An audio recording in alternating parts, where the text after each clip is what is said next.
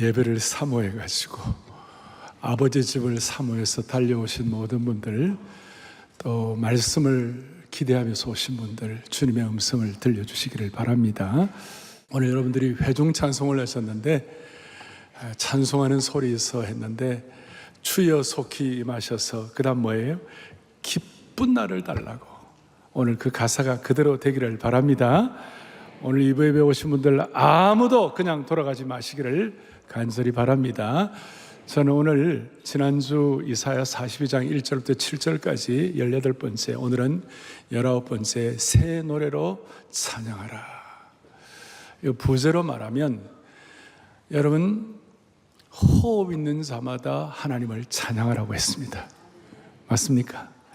그 말은 뭐냐면 산자여 찬송하라. 그러니까 죽은 사람은 찬송할 수 없습니다. 호흡이 끊어진 자는 찬송할 수 없습니다. 그런데 호흡 있는 자마다, 그래서 이 찬송은 산자의 특권입니다. 그리스도인의 말로 다 할 수 없는 특권인 줄로 믿습니다. 오늘 본문은 이렇게 시작이 됩니다. 8절부터 우리 12절까지 8절 이렇게 나와 있습니다. 내 멀려 찬송을 누구에게 주지 아니하리라, 우상에게 주지 아니하리라. 이 찬송이라는 말이 나왔고 말씀이 나와 9절에 이렇게 나와 있습니다. 이제 내가 새 일을 알리는데, 그 새 일이 뭐냐? 10절, 새 노래로 노래하며 땅 끝에서부터 뭐 하라고요? 찬송하라. 땅 끝에. 11절에 뭐라 나와 있는가?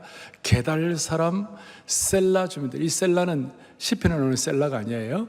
게달 사람 셀라 주민들은 뭐하며? 노래하며 산 꼭대기에서 즐거이 찬양하라. 그리고 12절에 있는 말씀, 시작. 여호와께 영광을 돌리며 섬들 중에서 그의 찬송을 전할지어다. 그래서 오늘 찬송, 찬양, 새 찬양, 노래라는 말을 여러분들 염두에 두시면 좋을 것 같아요. 하나님께서 에덴 동산에 동물들을 창조하실 때에 그 가운데에 양들을 창조하시고, 암양, 순양, 잘생긴 양, 예쁜 양, 다양한 양들을 만드셨어요. 그리고 그 양들뿐만 아니라 최고의 양들을 아담과 하와에게 선물로 주셨는데, 그 양이 뭔지 아세요? 찬양이에요. 이게 아날로그의 유머예요. 아날로그 그렇지 않은 유머예요. 수많은 양들이 있지만 뭐예요? 찬양. 그래서 오늘 첫 번째로 우리가 생각할 것인데, 이게 뭐냐면 지난 주일날 하나님은 상한 갈대를 뭐하지 아니하시고, 그냥 갈대 정도가 아니라 상처 입은 갈대를 꺾지 않으시고, 심지 마지막 남은 그 심지를 뭐하지 아니하시고 끄지 아니하시고, 이런 은혜를 받은 사람들이 뭘 해야 하나? 이게 새 노래로 여호와를 찬양하라. 그 새 노래라는 말이, 이 새 노래는 구원받지 못한 사람은 할 수가 없는 것이에요. 구원받은 하나님의 사람들이 새 마음과 새 영을 가지고 보혈의 은혜를 아는 사람들이 하나님을 찬양하는 것이에요. 그것이 새 노래예요. 그래서 오늘 첫 번째로 생각할 것은, 구원받은 자들이 새 노래로 하나님을 찬양하면 무슨 일이 일어나나? 신앙의 미래의 이력서를 쓰는 것이에요. 수많은 세상 사람들은, 다시요, 시작. 땅 끝에서부터 뭐예요? 새 노래로 찬양을 하면 뭐예요? 미래의 이력서를 쓰게 된다. 세상의 모든 사람들은 과거의 이력에 얽매여 있어요. 그런데 우리는 오늘 하여튼 제가 설명을 좀 하겠습니다만은, 어쨌든 간에 여러분들이 이유야를 막론하고 새 마음 새 영으로 하나님을 새롭게 찬양을 하게 되면 하나님이 여러분들의 미래의 이력서를 써주시는 것이에요. 그러니까 당장 경험하지는 못하지만 이 찬양으로 여러분들이 발생한 미래를 결정할 수 있는 것이에요. 지금 우리가 미래를 우리가 경험할 수가 있는 것이에요. 10절에 보니까, 시작. 항해하는 자들과 바다 가운데 만물들과 섬들과 거기에 사는 사람들아. 그 다음 주에 중요합니다. 여호와께 새 노래로 노래하면, 그 다음 뭡니까? 땅 끝에서부터 찬송하라. 여러분 땅 끝에서부터란 말을 마음의 줄을 끄면 좋을 것 같아요. 대개 이제 우리 땅 끝이라면 우리가 이제 땅 끝으로 가는 거예요. To the end of the earth 이렇게 하는데, 이 영어로 보면 뭐라고 하냐면 from 땅 끝에 sing his praise from the ends of the earth 이렇게 나와 있어요. 그러니까 이게 to가 아니라 from이에요. 우리가 땅 끝에 아직 가보지도 못했는데 미리 하나님께서는 땅 끝에서부터 하나님을 찬양하면, 그러니까 제가 거기에 이렇게 이거는 뭐냐, 미래를 말하는 거예요. 그러니까 보십시오. 땅 끝에서부터 찬양하라는 명령은 우리가 이미 미래에 도착해 있음을 의미한다. 이 공간의 문제가 아니라 시간의 문제로, 그래서 미래에 일어날 선교의 완성을 미리 보라는 뜻이다 이거예요. 그 이스라엘 백성들이 지금 이사야 예언을 듣고 이럴 때마다 이 상황이 가슴도 좁고 답답하고 힘들고 어려운 거 많았어요. 그럼 그 문제 어떻게 해라? 정치로 풀까? 그걸 뭐 전략으로 푸냐? 경제로 푸냐? 아니다. 땅 끝에서부터 찬양하면 풀릴 것이다. 그러니까 from이에요. sing, 하나님을 from, 땅 끝에서부터, 아직 안 갔지만, 그래서 이 땅 끝에서부터 찬양한다는 말은 미래에 일어날 선교의 완성을 말씀하고 있는 것인데, 이 땅 끝에서부터, 그러니까 여러분 우리가 주님을 새 노래로 찬양하게 될 때 우리는 아직까지 그 미래에 가보진 않았지만 우리의 미래로부터 하나님을 찬양하게 되면 현재의 삶을 하나님이 인도해 주시는 것이에요. 이게 이제 이스라엘 백성들은 선민의식이 있어가지고 자기들 것만 이렇게 막 했는데, 하나님은 그게 아니야. 좀 이따 여러분 게달, 그 다음 셀라, 그런데 게달은 누구냐 하면, 게달은 이스마엘 족속 자손이에요. 셀라는 누구냐 하면 에서의 자손이에요. 그러면 아브라함의 하나님, 이삭의 하나님, 야곱의 하나님이 선민들이에요. 그 자기들의 선민으로서 우리가 최고다 이러고 있었는데, 하나님은 아니야. 땅 끝에 있는 모든 땅 끝으로부터 섬들, 모든 지역들, 특별히 게달, 너희들 이방인을 아주 우습게 하는데 이스마엘의 자손조차도, 그 다음에 누구조차도, 셀라, 에서의 자녀들조차도, 그러니까 아브라함의 하나님, 이삭의 하나님, 야곱의 하나님, 그 정도가 아니라 아브라함의 하나님, 이스마엘의 하나님, 에서의 하나님, 그러니까 모든 족속, 모든 민족이 모두가 다 하나님을 찬양할 때에, 그때에 하나님의 기적의 역사가 일어나게 될 것이다. 그리고 여기에 게달 사람들하고 또 누가 나온다고 그랬어요? 셀라 사람들. 그러니까 이 게달과 셀라는 신약으로 말하면 사마리아와 같은 그런 지역이라고 말할 수 있는 것이에요. 그러니까 하나님을 찬양하지 않는 사각지대에 있는 사람들도 다 하나님을 찬양하다. 그래서 저는, 우리는 요즘 10월 27일 한국교회 정말 참 잘 섬겨서 우리 교회에서 세계복음주연맹 총회를 하는데, 제가 세계복음주연맹 총회를 위하여 제가 두 가지 전략을 한다고 그랬어요. 그리고 모든 게 전략이 있어야 의미가 있는 것인데, 첫째는 뭐냐? 제자훈련의 국제화예요. 사랑의 교회 47년간 부어준 이 국제화를 통하여 우리가 섬기되, 특별히 핍박받는 그리스도인들을 위한 연대, 전략적으로 잘해야 된다. 이 두 가지를 하는데, 오늘 제가 여러분들에게 말씀을 드리는데 146개국에서 수천 명의 세계 대표들이 여기 와서 하나님을 찬양할 거예요. 땅 끝에서부터 하나님을 찬양하게 되면 그 일을 통하여 새 노래로 하나님을 찬양할 때 일어나는 미래의 이력서를 쓰는 기적이 일어날 것을 믿으셔야 되는 것이에요. 우리가 뭘 잘할 수 있겠어요? 우리가 할 수 있는 일이 뭐겠어요? 아까 말한 대로 죽은 자는 하나님을 찬양할 수가 없어요. 산자여 나를 따르라 정도가 아니라 산자여 하나님을 찬양하라. 그래서 이거는 산자의 특권이 되는 것이에요. 따라서 저는 글로벌 프레이징 무브먼트, 그러니까 전 세계 국제 찬양 운동을 이번에 세계복음주연맹 총회 끝나고 난 다음에 이 일을 하게 될 때 우리 하나님께서 대한민국의 통일도 갑작스럽게 허락해 주실 수가 있고, 세계 수많은 난제들이 세계 똑똑한 지도자가 해결되는 것이 아니라 하나님의 신실한 종들이 마음과 뜻과 정성을 다하여 하나님을 찬양하게 되면, 땅 끝에서부터 찬양하게 되면 하나님이 기적을 베풀어 주시는 것이에요. 왜 그럴까? 자, 저는 땅 끝에서부터 하나님을 새 나라로 찬양하면 무슨 일이 벌어지는가? 하나님의 시각으로 문제가 보여지게 되는 거예요. 이렇게 말할 수 있어요. 땅 끝에서부터 새 노래로 찬양하면 문제가 뭐하게 보인다? 작게 보인다. 땅 끝에서부터 찬양을 통하여 전체를 보게 되면 우리가 당하는 모든 문제가 작아 보이는 거예요. 이게 참 희한한 거예요. 자연스럽게 하나님은 더 크게 보이는 것이. 그런데 여러분들의 현재 당하는 문제가 너무너무 커 보이면 하나님은 작아 보이는 거예요. 그래서 제가 지금 계달을 뭐 이런 거 얘기할 때 여러분들이 들을 때 맹하게 이게 무슨 말인가 하고 못 알아듣는 분들에게 제가 18절이 바로 뒤에 뭐라고 이렇게 나와요. 18절이 뭐라고 이렇게 나와 있어요. 너희 못 듣는 자들아 들으라.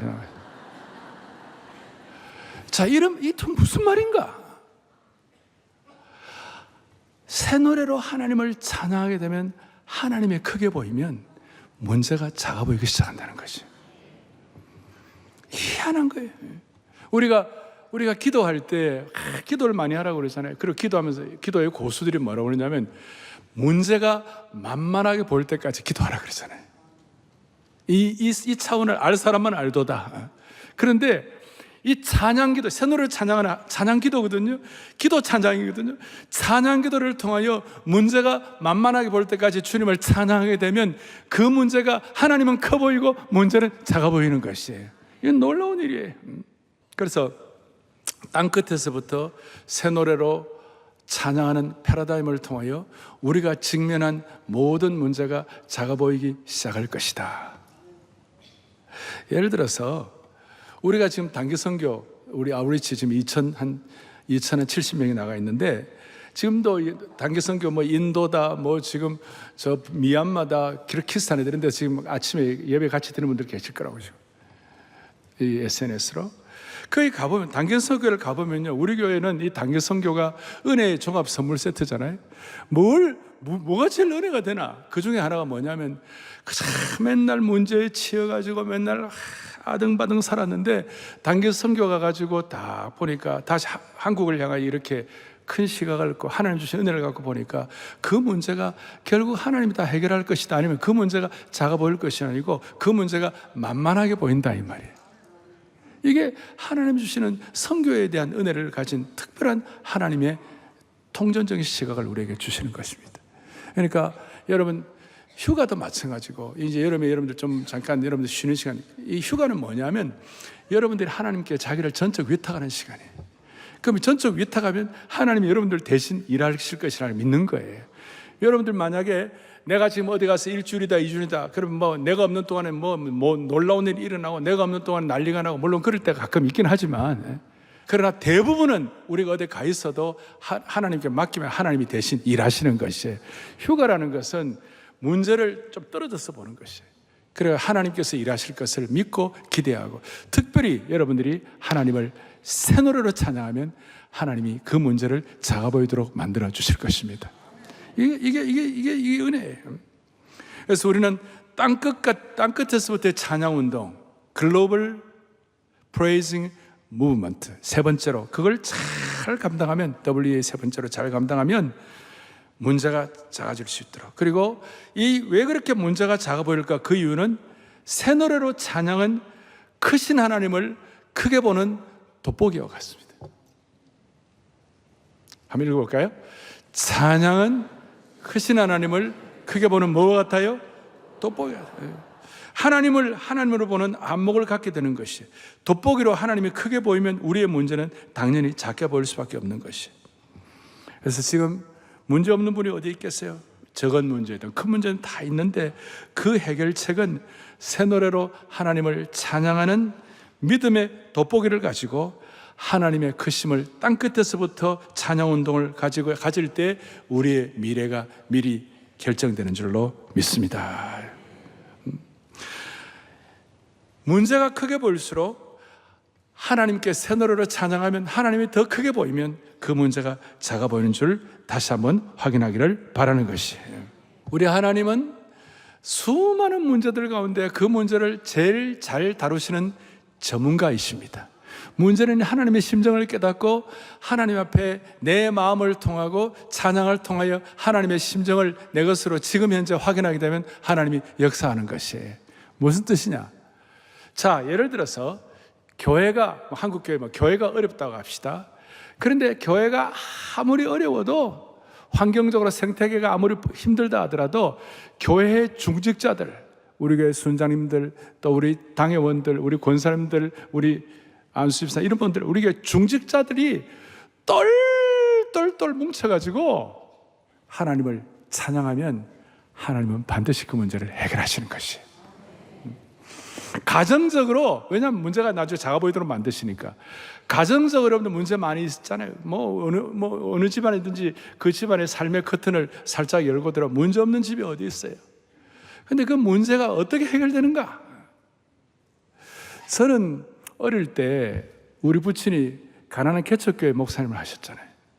그리고 우리 부친이 밖에서는 우리 부친이 부산에 우리 부친을 성자다 그랬어요. 성자. 별로 반응도 안 하시죠? 예? 여러분, 남편이 성자면 아내는 죽는 거야. 남편이 성자면. 그리고 우리 부친은 경제관념이 없으셨어요. 성자같이 사셨기 때문에. 그래서 경제는 항상 우리 어머니가 죽을 고생을 하고 내가 맡아드리니까 너도 좀 알아서 하라, 이렇게. 그래서 어느 날 저희 부친이나 저는 한 21~22살밖에 차이가 아니었기 때문에 30대 후반에 제 앞에서 저희 부친이 쓰러지셨어요. 그러니까 교회가 어렵고 교회 땅을 2번이나 사기당하고 교회에서 사례를 하나도 못 받고 그 고등학교 교목실장으로 8년을 무보수로 섬기고 이렇게 하면서 수많은 어려움이 있었어요. 근데 저는 지금도 기억해요. 제가 한 번씩 말씀드렸지만 우리 어머니하고 우리 아버지가 그 어려울 때 창가에 서가지고 내 주를 가까이 하게 하면 십자가 짐 같은 고생이라. 주님을 섬기는 건 쉬운 일은 아니에요. 십자가 짐 같은 고생이에요. 그러나 내 일생 소원은 뭐예요? 늘 찬송하면서 주께도 나가기를 원합니다. 그 힘든 어려운 가운데서 내 일생 소원은 늘 찬송하면서 주께도 나가기를 원합니다. 여러분, 그때 그 문제가 당장 해결된 건 아니에요. 그런데 그렇게 찬양할 때 그 시간이 지나고 난 다음에 저나 제 동생이 정신 차리고 하나님 앞에 사명자로 쓰임받도록 하나님의 은혜를 베풀어 주신 것이에요. 사랑하는 형제자매 여러분, 우리가 주님 앞에 새 노래로 찬양하게 되면 하나님은 미래의 이력서를 쓰게 하시고 우리의 큰 문제가 작아지도록 만들어 주시는 것입니다. 자, 이것을 이제 제가 성경적으로 조금만 제가 조금 더 해석을 해드리겠어요. 다윗이 시편의 반 이상을 썼잖아요. 다윗이 시편을 쓸 때 시편의 수많은 다윗의 시편을 보면 우리가 감동이 되는 것은 고난 중에, 아픔 중에, 수많은 환경의 어려움 중에 자의 마음을 토로하는, 그래서 시편을 읽을 때마다 우리가 은혜를 받는데, 다윗은 여러분, 그가 모략 가운데서 다윗을 죽이려고 특공대를 조직해가지고 장인어른이 죽이려고 그러고, 심지어 아들 압살롬이 다윗에게 반역을 하고 난리를 치고, 그러나 다윗이 그 어려운 가운데 그 시편을 토로하고 심지어 막 침을 흘리면서 그냥 정신병자처럼 블레셋가 난리를 치고 그 어려움이 있었을 때 그 수많은 시편의 토로를 하는데요, 시편의 정수는 뭐냐 하면 다윗이 아픈 가슴을 토로하는 그것이 정수가 아니라 그 뒤에 반드시 다윗은 어떻게 하냐, 하나님을 찬양합니다 그랬어요. 시편 35편에 보면 35편은 다윗이 모략을 당하고 죽을 지경으로 힘든 상황이었어요. 그런데 그 어려운 가운데 주님 내가 죽겠습니다가 아니라 마지막 부분에는 나의 혀가 주의 의를 말하며, 그 다음 뭡니까? 종일토록 주를 찬송하리이다. 이것이 다윗을 해결한 다윗 왕국의 가장 강력한 해결점이었어요. 그래서 여러분, 다윗의 마지막 유언이 사무엘하 23장인데 23장에 다윗에 대해서 뭐라고 말하느냐, 노래 잘하는 자, 새 노래로 찬양하는 자 다윗이 유언하노라. 어려우고 힘들 때 새 노래로 하나님을 찬양하면 점점 돋는 햇볕같이 만들어 주시옵시고, 그 다음에 비 온 후에 새싹같이 되게 하여 주실 것이다. 이것이 이제 다윗이 받은 큰 은혜였어요. 그 다음에 이제 신약의 창으로 이사야는 해석을 해야 되는데, 신약의 창으로 이사야서를 볼 때에 제가 좀 깜짝 놀란 게, 여러분 우리는 로마서를 읽을 때 바울의 로마서를 보면 바울은 정치한 사람이고 치밀한 분이고 엄격한 사람이고, 심지어 베드로가 뭘 잘못하면 막 그냥 막 뭐라 그러는 사람이고, 또 로마서를 보면 그 교리적으로 아주 무게감이 있어갖고 죄인들에 대해서 분명한 이런 어떤 그 벌을 내리고 이런 거 다 있습니다만은, 그래서 로마서를 해석하기가 쉽지가 않다는 사람도 많이 있지만, 로마서의 마지막 장이 16장이고 그 16장은 대개 인사로 끝나는, 사실 로마서의 거의 마지막 부분이 15장인데 로마서의 마지막 부분이 이런 일이 일어날 것이라고, 이런 글을 그 엄격하고도 그 무게감 있는 그 정통 어떤 그 사명자 바울이 이런 글을 썼으리라고 생각도 못하는데, 로마서 15장 9절을 좀 보세요. 뭐라 나있냐? 시작. 기록된 바 그러므로 내가 열방 중에서 주께 감사하고 주의 이름을 찬송하리로다 함과 같으니라. 아멘. 그 다음 11절에 함께요. 또 모든 열방들아 주를 찬양하며 모든 백성들아 그를 찬송하라. 어떻게 바울이 이와 같이 마지막을 이렇게 장식을 하느냐? 12절에 보니까 뭐라 나와있냐? 그 12절에 이사야의 내용을 바울의 시각으로 신약의 창으로 해석을 하는데, 같이 보겠습니다. 또 이사야가 이르되 이새의 뿌리 곧 열방을 다스리기 위하여 일어나시는 이가 있으리니 열방이 그에게 소망을 두리라 하였느니라. 찬양을 통하여 열방이 그에게 소망을 두면 13절에 무슨 일이 일어나는가? 놀라운 말씀입니다. 크게 우리 합독하겠습니다. 소망의 하나님이 모든 기쁨과 평강을 믿음 안에서 너희에게 충만하게 하사, 그 다음에 성령의 능력으로. 아멘. 여러분 모두에게 성령의 능력으로 소망이 넘치게 되기를 바랍니다. 말씀의 능력이 우리에게 세미하게 다가와야만 하는 것입니다. 오늘 우리가 찬양할 때 영적인 공간이동이 일어나가지고 육신의 차원에서, 오염된 차원에서, 아픔의 차원에서 하나님께서 성령의 능력으로 소망이 넘치도록 만드시는 은혜를 찬양한다는 것이, 이게 너무, 바울 사도조차도 마지막은 열방의 하나님을 찬양하는 것이었어요. 신약의 창으로 해석한 것이고, 교회사의 창으로 보면 17세기 프랑스 귀족 신분으로 학식과 교양을 겸비했던 잔느 기용 여자분입니다. 이분이 잔느 기용 신앙서적 읽는 분들은 좀 아세요. 이분이 어떤 책을 썼는지. 잔느 기용의 책 아마 서점에 있을 거예요. 이분이 신앙 때문에 감옥에, 바스티우 같은데 감옥에 한 거의 10여 년 정도 투옥이 됐어요.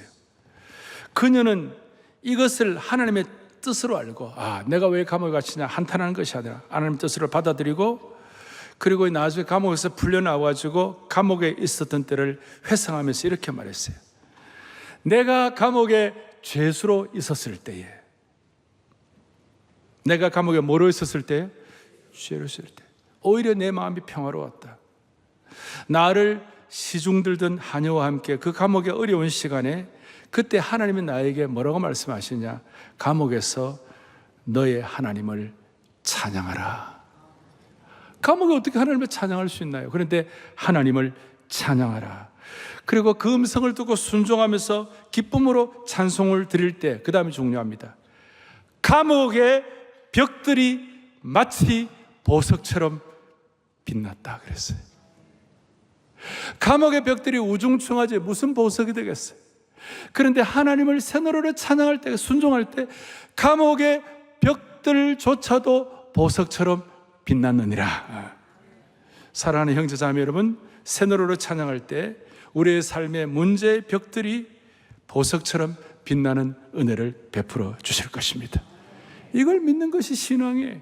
오늘 이 자리에는 처음 예수 믿는 분들도 계시고, 또 완전히 비기독교 문화에서 자란 분도 계시고, 앞에 제가 말씀한 대로 게달과 셀라보다도 훨씬 열악한 상황에서 하나님 앞에 돌아온 분도 있을 것입니다. 그런데 여러분 살다 보면 신앙에 썰물이 있을 수 있어요. 하나님이 침묵하실 때가 있어요. 그래가지고 문제가 해결되지 않을 것처럼 보이고 모든 문제가 앞에 태산처럼 버티고 서 있는 것처럼 보일 때가 있어요. 그럴 때에 오늘 이 말씀 듣고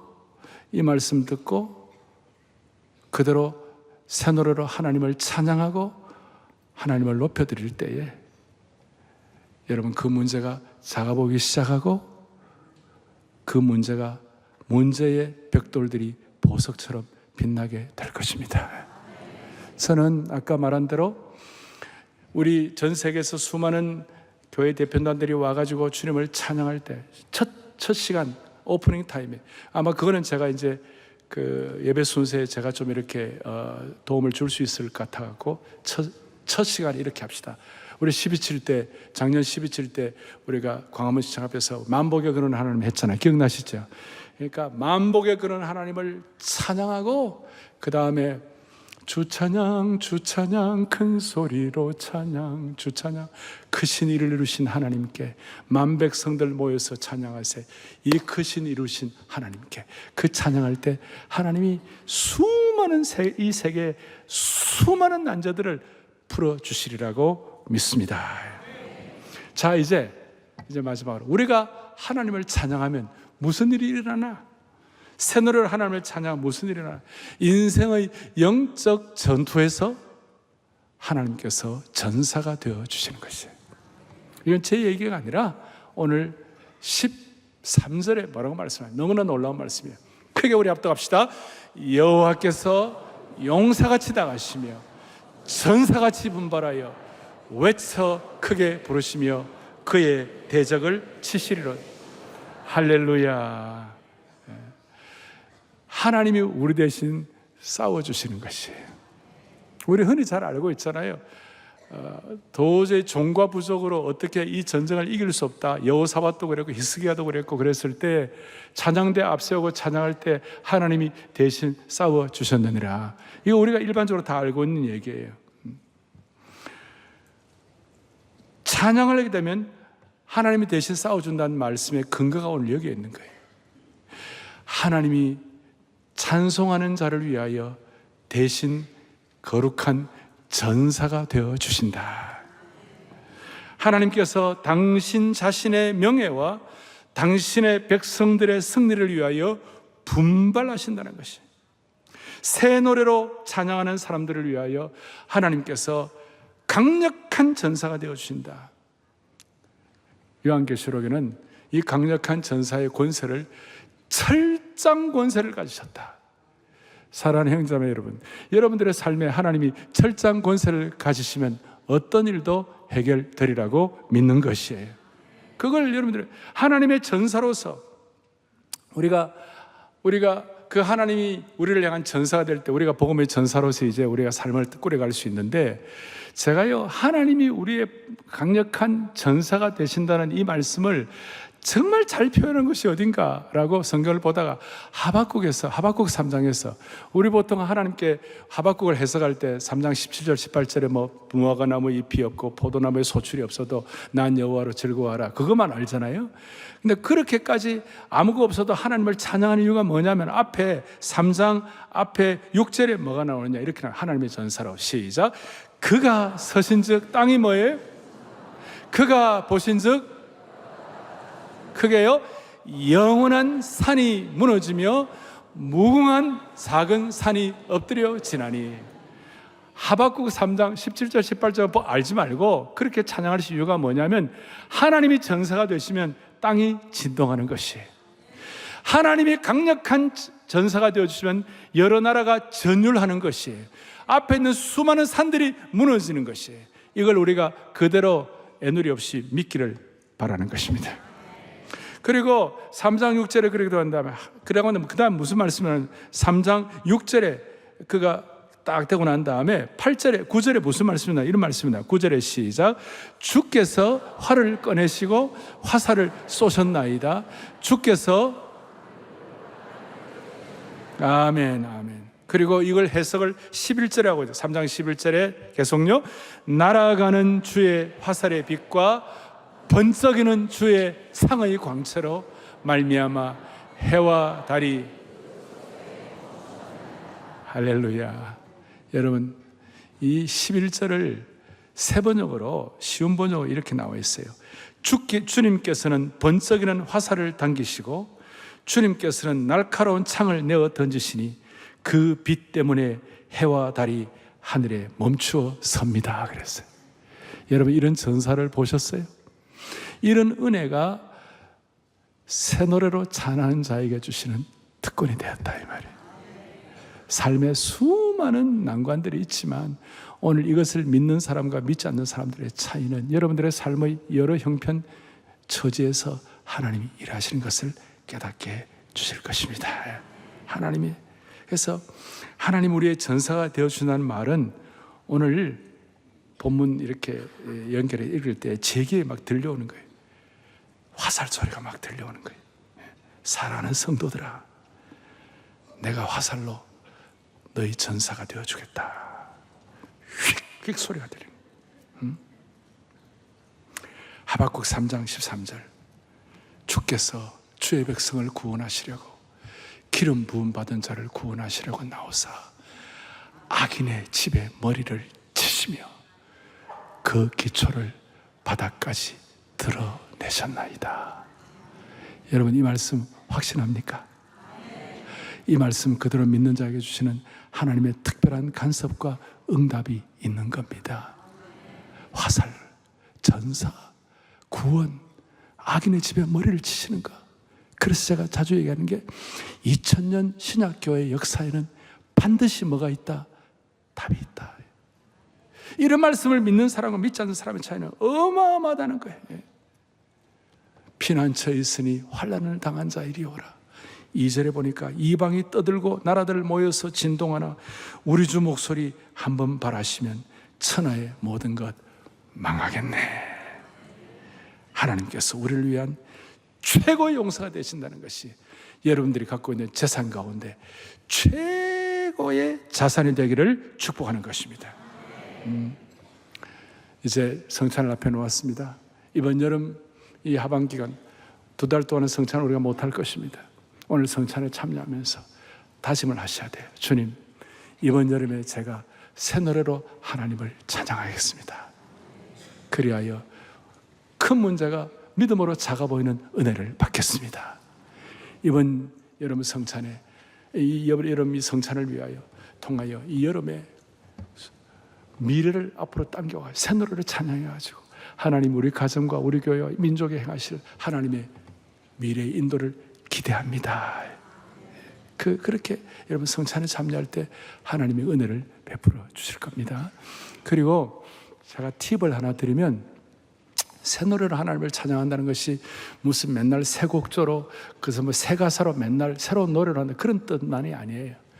여러분 이전에 불렀지만 이전에 부른 찬송을 은혜 받아가지고 새롭게 부르면 그 찬송이 새 노래가 되는 것입니다.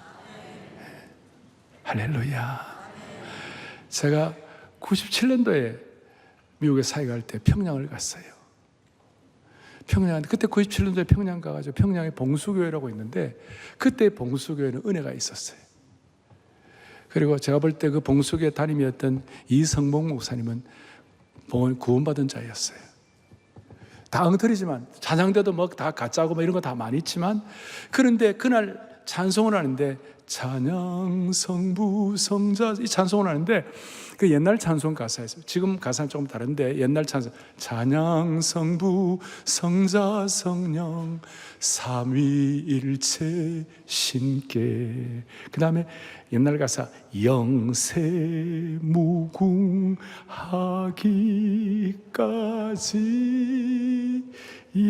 영광을 돌리세. 그런데 저하고 같이 갔던 일행들이 펑펑 우는 거예요. 저도 펑펑 울고 영광을 어릴 때부터 그 찬송을 내가 잘 알았던 찬송이에요.